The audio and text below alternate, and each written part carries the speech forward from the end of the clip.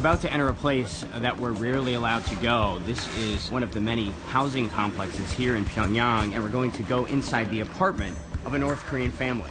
In 12 trips to this country, I've actually only been inside a North Korean apartment just twice. This family lives on the 13th floor, and in North Korea, a lot of the buildings, people don't use the elevators because of electricity interruptions. It's not something we're used to in the West, having to take the stairs up and down every day.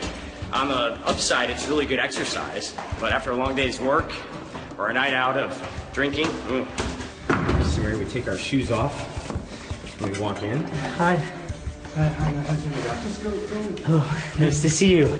This is the living room, and like every home in North Korea, you'll find portraits of the late leaders. On the left, that's Kim Il-sung. On the right, his son and successor, Kim Jong-il.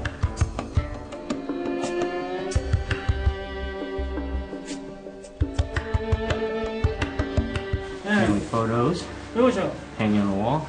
Yeah.